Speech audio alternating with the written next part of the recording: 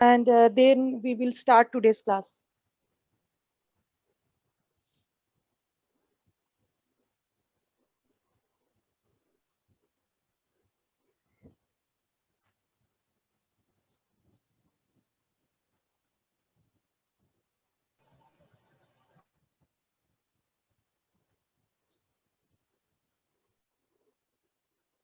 So one more thing, that is, I would request everyone to use one format to join the Zoom class, like your university Macaut roll number underscore your name. Okay, so please maintain, everyone, please maintain this thing, that is your Macaut roll number underscore your name. Some of the students are using their college ID, some of the students are using the last 4 digits of university roll number, and some are using the full roll number. So if this mixing happens, then it is a little haphazard. It becomes a little haphazard in the maintaining the names in serial. Okay, so please, from the next day, you will use your full university roll number followed by underscore your name. Yes, Thank ma'am. you. Thank you.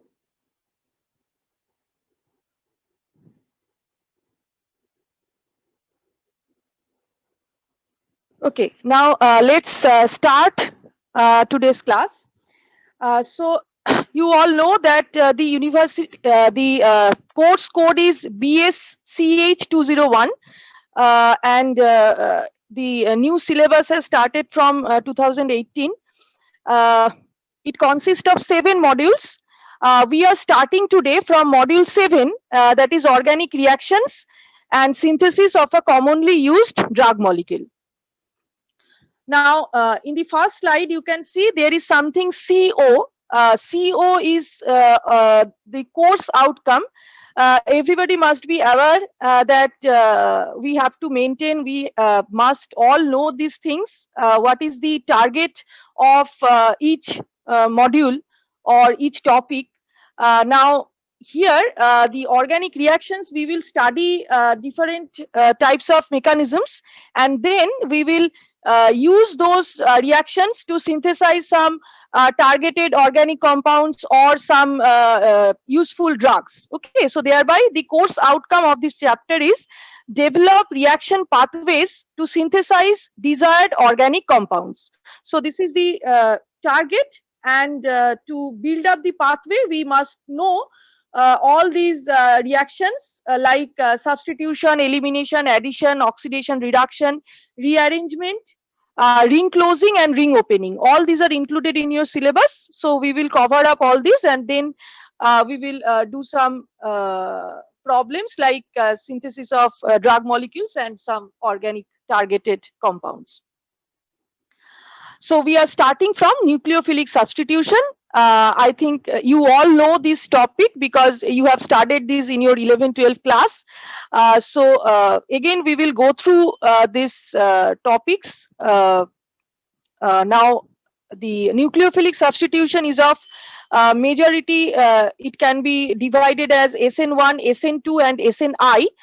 There is also some examples of NGP, that is neighboring group participation, but it is we have not included in this PPT because maybe it would not be so much important for you. If you cover up these topics, I think it will be enough for you. So SN1, SN2 and SNI. First is the SN1 mechanism. So we know that the 3-degree alkyl halides are the suitable substrate for SN1. And in the first step, if we start from a chiral substrate or any other substrate, the first step is same, that is the leaving group goes out and it gets converted to a carbocation intermediate. This carbocation is planar in structure, so thereby when the nucleophile attacks, it may attack from both the directions. So if we start from a particular enantiomer, like say here we have started from S enantiomer, chirally pure starting material, but we are getting racemized product because both enantiomers are obtained by the attack from both the directions. and first step is rate determining, second step is fast. So these are the features: unimolecular two-step process. Rate depends only on the concentration of substrate because the nucleophile comes after the rate determining step, and it is associated with racemization. Now, in many of the cases, the complete racemization does not take place. We say that we get the product with partial racemization. Why this is so? This is because when the leaving group is going out and carbocation is formed, actually they form an ion pair. They are in close proximity to each other. So carbocation, in one side of it, there will be the negatively charged leaving group. So when the nucleophile attacks, though it can attack from both the directions, but preferentially it will attack a little more from the backside.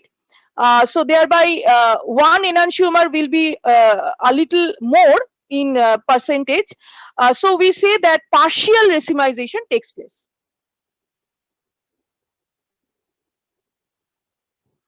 Now these are the favorable conditions: substrates, 3-degree allyl benzyl, poor nucleophile, polar protic solvent, and good leaving group. So here are the explanations. Racemization we have already discussed. Why 3-degree allyl benzyl? Substrate, because the intermediate carbocation is highly stabilized. Poor nucleophile, because the nucleophile is involved after the rate determining step. So the poor nucleophiles can participate in SN1, but they are not at all suitable for SN2. And sometimes the solvent itself acts as a nucleophile, like if the reaction is carried out in aqueous medium or ethanol, methanol, that is alcoholic medium, the solvent makes the nucleophilic attack and the reaction passes through the SN1 pathway. Those reactions are called as solvolysis reaction. Next is why polar protic solvent? Because protic solvents means alcohol, water, etc., which is capable of forming hydrogen bonding. Now, in polar protic solvent, the both the carbocation and the leaving group gets solvated by the solvent molecules, and so their formation occurs at a faster rate and the reaction becomes more favorable. Good leaving group, because if the leaving group is good, then again the carbocation formation will be more favorable, and so the reaction will occur at a faster rate. So solvent effect in SN1, we have mentioned that polar protic solvent are suitable. Here in the diagram also you can see. Okay, so you are here, one student is writing that maybe I am going a little fast. Do you think that? Robotic. You have used the term robotic. So actually I am going a little fast because these things are very much well known to you. Thereby I am just going a little fast because but if you want,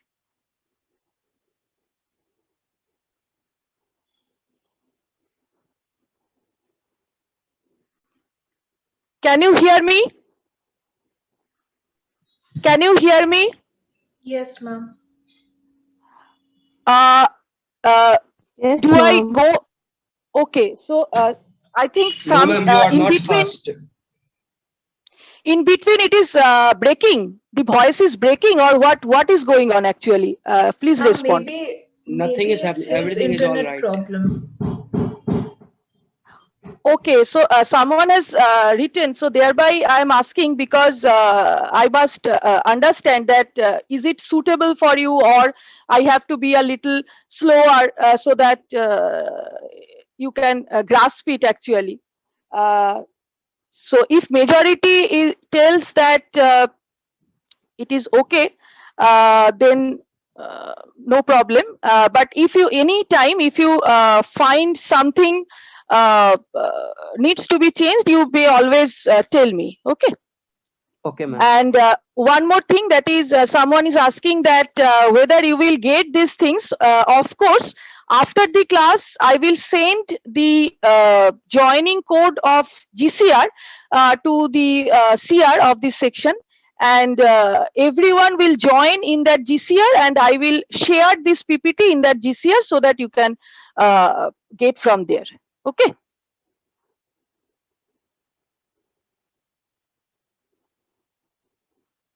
So as we were telling that the solvent effect, so in SN1 reaction, there is a carbocation formed and a leaving group is formed, negatively charged.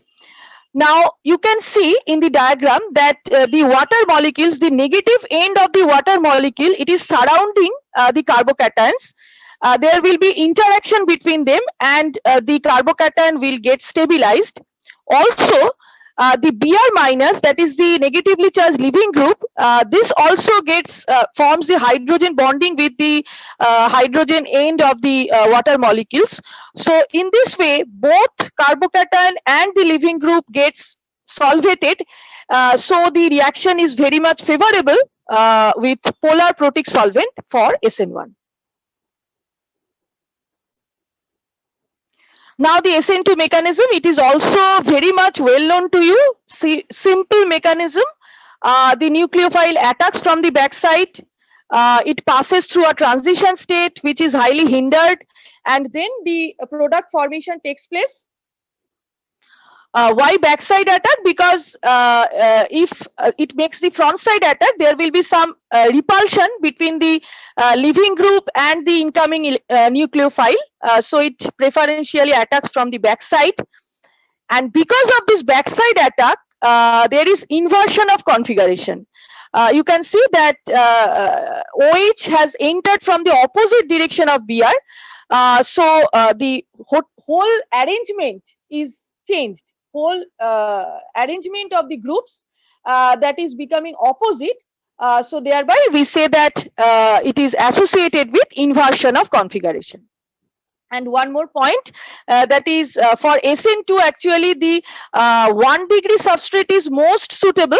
But here we have shown this example with 2 degree substrate, because 1 degree substrate cannot be as such that chiral. So I have chosen this example because to show the effect of inversion of configuration. Features, you all know, it is bimolecular single step. Rate depends on the substrate and nucleophile, and also it is associated with inversion of configuration.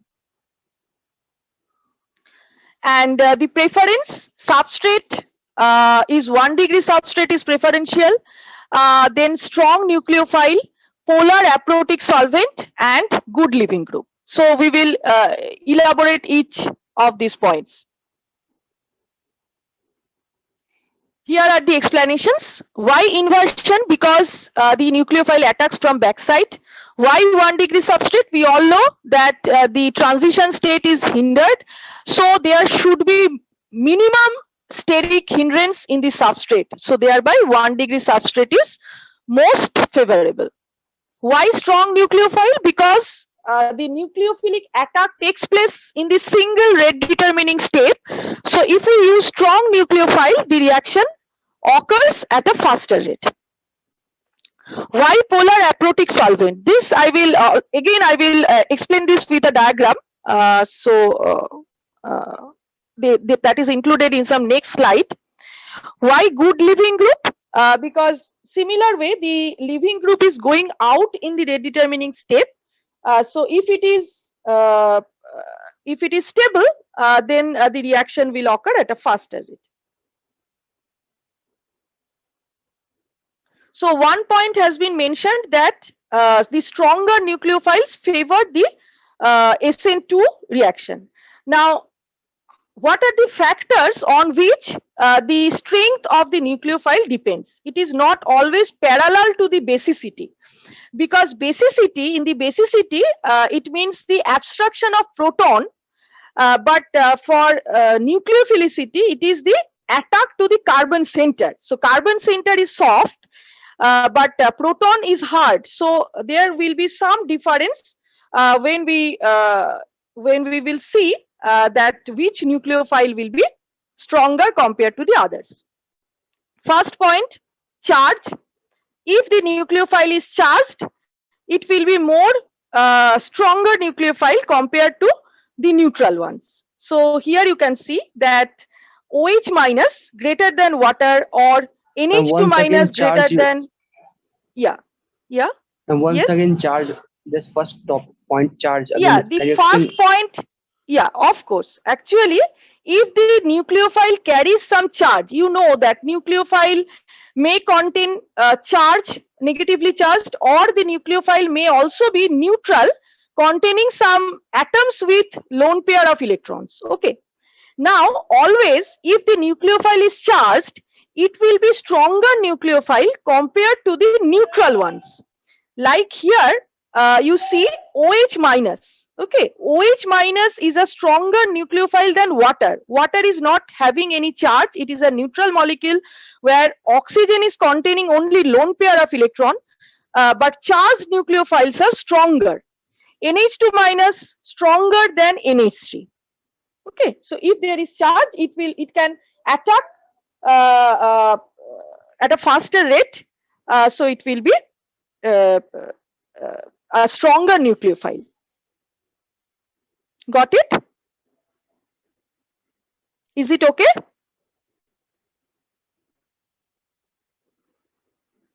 Hello?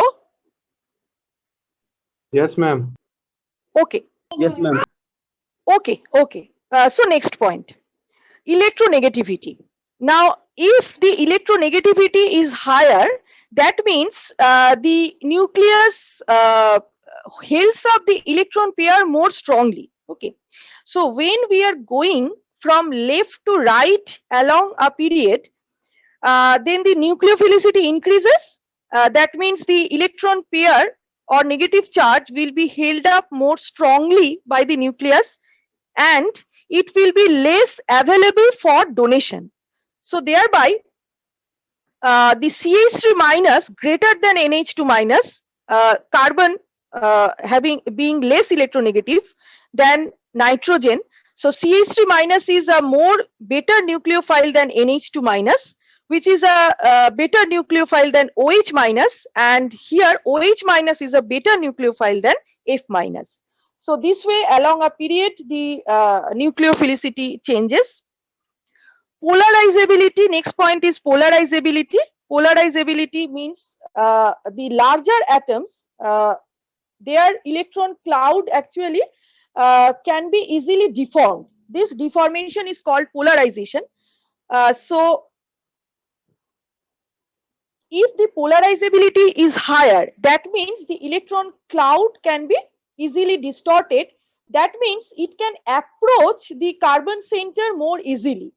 Okay, so thereby higher the size or higher the polarizability, better will be its capacity to attack the carbon center, so it will be more nucleophilic. So here you can see that I minus greater than Br minus greater than Cl minus greater than F minus. This trend is observed, but not always. This trend is observed in protic solvent. In protic solvent, one factor I have mentioned, that polarizability. The other factor is also there, which is the solvation. Now, if the nucleophile is smaller, that means in the small volume, high charge will be there. So it will get more solvated or stabilized by the water or by the solvent molecules. And so it will be less reactive.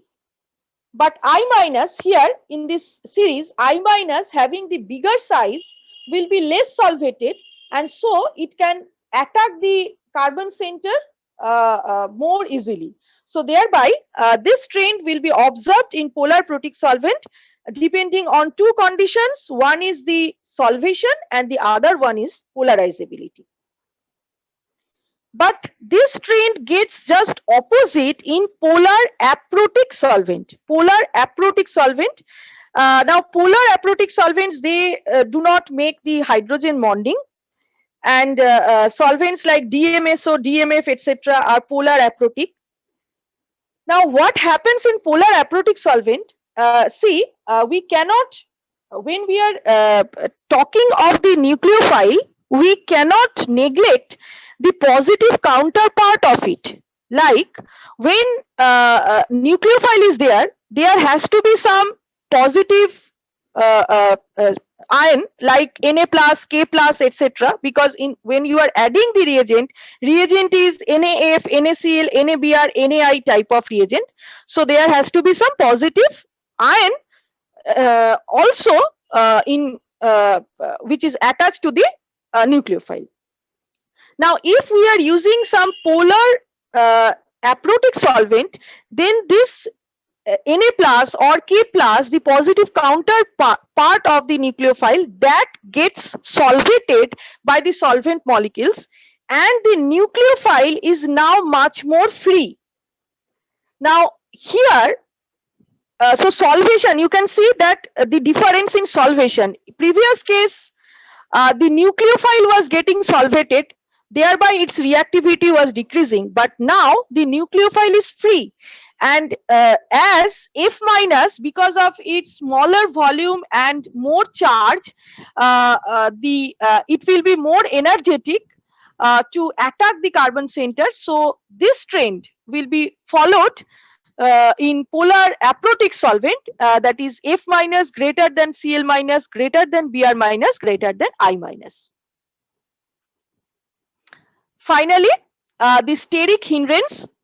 Uh, if you just follow these molecules, the most right hand side molecule, that is the tertiary butoxide, we know it is a very strong base because there is the methyl groups which is giving some plus I effect, so that the negative charge over oxygen will be more available to donate.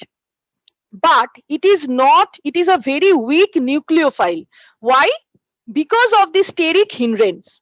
Because when we are considering the basicity, it is a very small proton that gets abstracted. So there the steric crowding will be less important. But when we are discussing about nucleophilicity, then the carbon center, it is attached to other four different groups. So it will be more if the nucleophile is hindered, it will face much difficulty to attack the carbon center.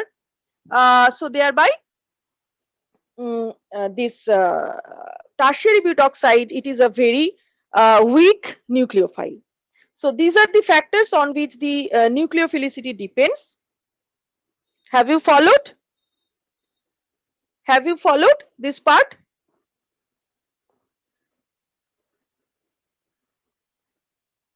Okay, so so in that case, we are going to the next point, that is ambident nucleophile. There are some nucleophile which can attack through more than one center, like cyano, which can attack through carbon center or nitrogen center.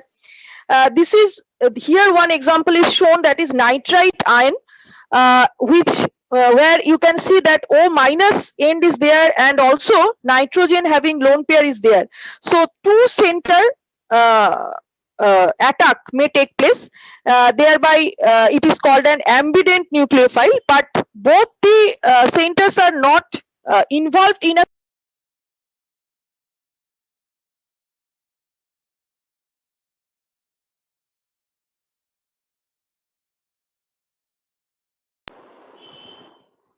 Hello, can you Hello, hear me? ma'am. Yeah, Yes, I got, I got muted due to some reason. Okay, let us continue. So nitrite ion, there are two centers, but for ambident nucleophile, both the centers are not simultaneously used. Either the attack takes place through one center or the other. Okay. Now here you see that depending on the reagent that is used, we get two different types of products. Like when KNO2 is used, the oxygen center makes the attack, we are getting RONO. But when we are adding AgNO2, then the attack takes place through the nitrogen center, and we are getting nitroalkanes, RNO2, as the product.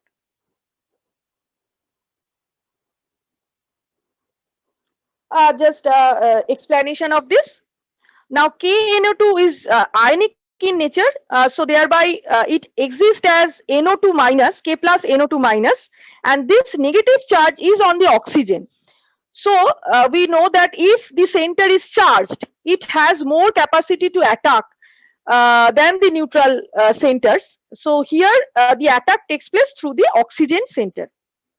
But in AgNO2, it is a covalent compound, so it does not exist as Ag plus NO2 minus, but it will be bonded. The oxygen atom is bonded. There is no negative charge.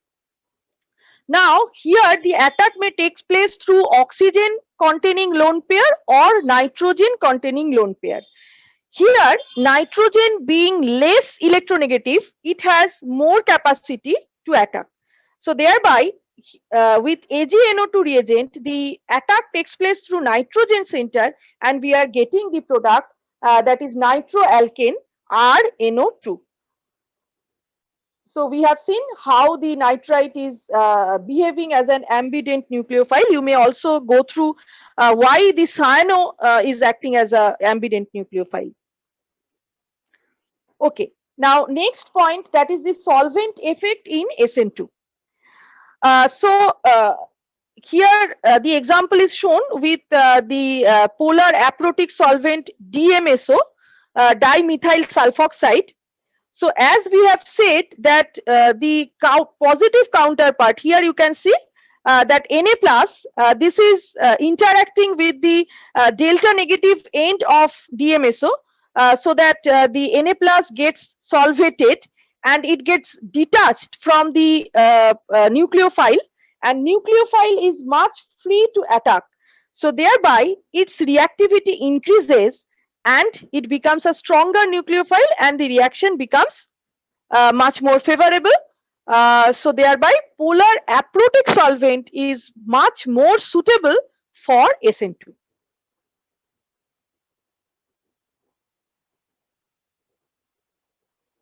Next point is leaving group. So if the leaving group, many a times we see that the negatively charged leaving group is departing from the molecule. Now, if the size of the atom is higher, bigger, then this negative charge will be much more diffused and it will be more stable. So here in this halide leaving groups, the leaving group capacity of I minus is maximum because of the higher or bigger size of iodine atom. Thereby the negative charge will get more diffused and it will be more stabilized. There are some other very good leaving groups like OTS, OMS, OTF. Here the structures are shown like means ROTS. The first one is called ROTS, second one is ROMS, third one is ROTF. Okay, so these reactants, they are much more stronger, they react at a higher rate compared to ROH, where OH is a very bad leaving group. But if there is a good leaving group like OTS, OMS or OTF, the substrate reacts at a much faster rate.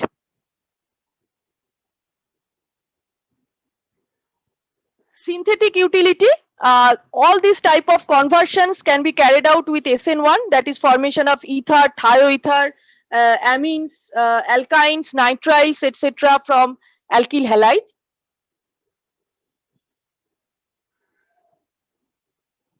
And another type of reaction is SNI reaction. Here we have already seen that SN1 is associated with racemization, SN2 is associated with inversion, but SNI reaction, it is associated with retention of configuration. And what happens, alcohol reactants are converted to chlorides by involving thionyl chloride as reagent. So the middle one, that is the substrate plus malic acid, here you can see that OH is facing towards us, and also by reaction with SOCl2, the Cl has entered from the same direction, that is Cl is upward. But with other reagents like PCl5, SNI mechanism does not take place. So here the common inversion is observed. Now SNI mechanism. So here you can see that the lone pair over oxygen, it is making a nucleophilic attack on sulfur, and the Cl minus is going out. In the next step, this Cl minus takes up a proton and it is converted to HCl, and the substrate, it is converted to chlorosulfite, that is ROSOCl. Now OSOCl, this is a good leaving group.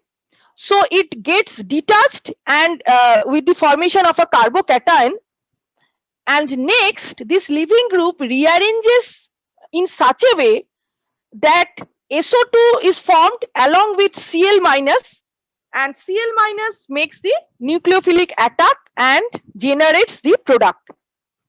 So here the leaving group is generated from the, here the nucleophile is generated from the leaving group, thereby the attack takes place from the front side, that is the same direction of the leaving group, and so we get product with retention of configuration.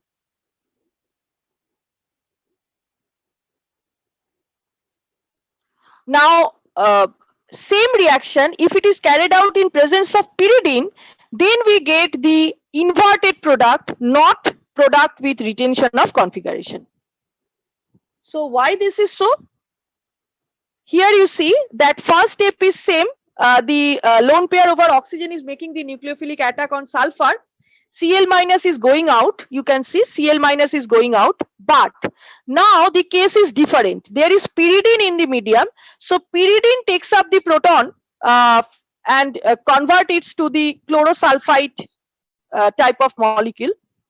And Cl minus is not associated with H plus. So Cl minus is free to attack.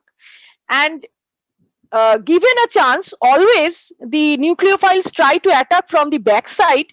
So thereby it follows the normal SN2 pathway, and we get product with inversion of configuration. So here this is the explanation, that is in presence of pyridine. Pyridine takes up the proton.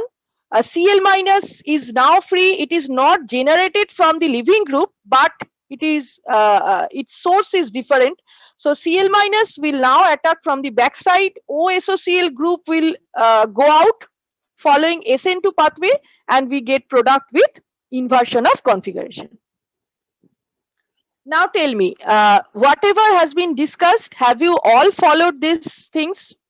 Have you all followed the mechanisms and the features, etc. of these reactions? Yes, Is there ma'am. any confusion? Yes, Is ma'am. there any confusion? No. Okay. So we have a little time left. So I will just go on explaining the elimination part. But if the connection goes off today, you need not to join once more. Okay, whatever we can cover up today, we will do it. Whatever will remain, we will cover in the next class. And don't worry, I will just share this in your GCR so that you can go through the other parts also. So elimination reaction, we can just study it in comparison with the substitution. Like E1 mechanism, Ma'am, first your audio step is low. You are not audible. Am I audible? Yes, Am I audible? Yes, ma'am, you Yes, are. ma'am. Yes, ma'am. Okay. Volume is low, ma'am. Volume is low. Actually. Okay. So now I will try to be speak a little louder. So first one Ma'am, is your E1. audio, ma'am, your sound Huh? is absolutely fine. Might be that he's having some connectivity issues. Yes, ma'am. Otherwise, Yes. Okay. your Yes, ma'am. volume You is are Okay. fine. already. Okay. Acha, one more thing, that is, I request the CR to take the screenshot of the participant list. After the class, you will please send me that. Ma'am, I have already taken the attendance. Should I Okay. send you that list? Yeah. That is very good. Okay. So let us continue, and if the connection goes up, no need to rejoin today. I will cover up the rest of the thing in the next class. So E1 mechanism, just we can compare it with SN1 mechanism. Like first step is same, formation of carbocation takes place, but in the next step, the base abstracts the proton and the unsaturated product is formed. Features, just the same as SN1. Everything is same as SN1. So that's why many of the SN1 reactions are associated with E1 or vice versa. E2, the base abstracts the proton, formation of double bond and leaving group departing. Everything takes place in a single step. So it is a concerted process, single step concerted process.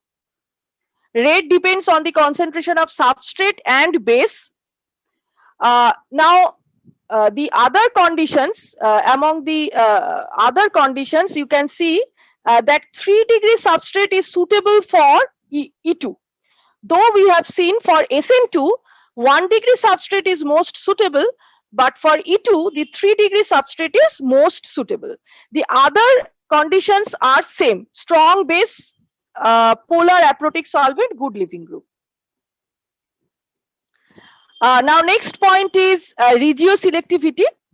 If there are two types of beta carbons or beta protons, then it may generate two products. Here you can see that 2-butene, which is the more substituted, more substituted alkene, that is obtained at a higher percentage as a major product, whereas the less substituted alkene is the minor product.